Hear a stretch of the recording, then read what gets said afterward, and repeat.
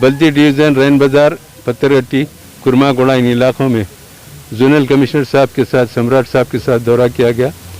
तमाम हमारे कारपोरेटर्स, वासिउद्दीन साहब, शफाज साहब नुमाइंदा कारपोरेटर, मुजफ्फर साहब कारपोरेटर संतोष नगर, अलमदार वाला जाहिद साहब कारपोरेटर दबीरपुरा, ये तमाम इस दौरे में शामिल थे।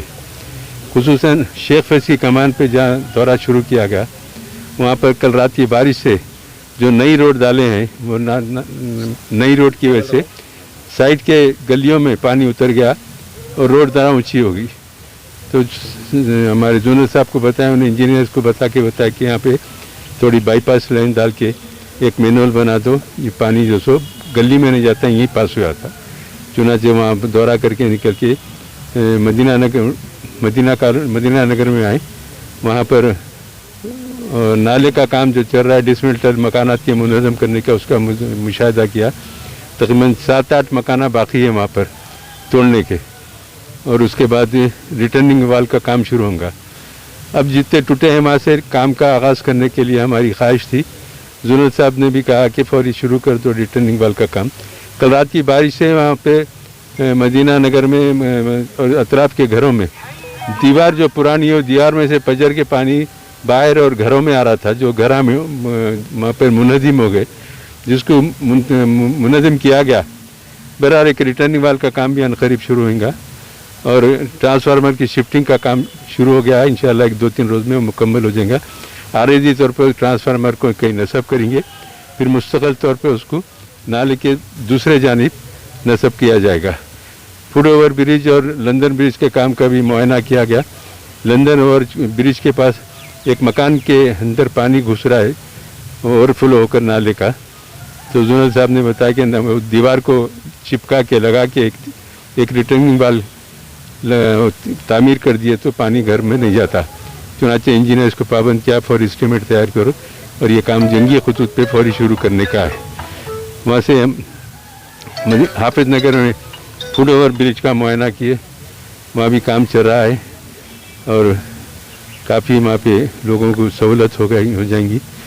अब ये फुट ओवर ब्रिज जैसा ऊंचा लिए हाइट लेके, वैसे लंदन ब्रिज को भी ऊंचा लेने से अतराफ़ के घरों में पानी घुसने के इम्कानात ख़त्म हो जाएंगे, वो भी करने के लिए बताया गया है। फिर वहाँ से कुरमागोड़ा बल्दी डिवीज़न के इलाके में वहाँ पे सोहेल कादरी साहब के साथ थे। यहाँ ईदगाह में रहमत नगर में दौरा करें, वहाँ सोहेल कादरी साहब साथ थे।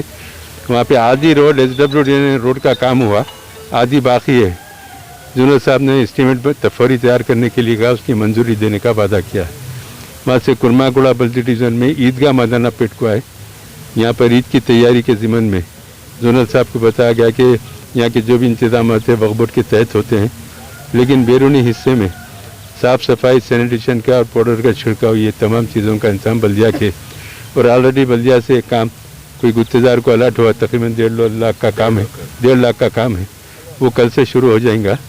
और ये भी बताना ज़रूरी समझता हूँ कि आज सुबह नक़ीब मिलत बैरिस्टर असदुद्दीन साहब सदर मजलिस उर्फ़ पार्लियामेंट की हिदायत पर माइनॉरिटी मिनिस्टर कपिला ईश्वर साहब से मुलाकात किया और ये बताया कि एक हफ़्ता भी नहीं, एक हफ़्ते से कम 6 दिन बाकी है ईद को, और अब तक कोई इंतज़ाम हुकूमत की तरफ से नहीं है।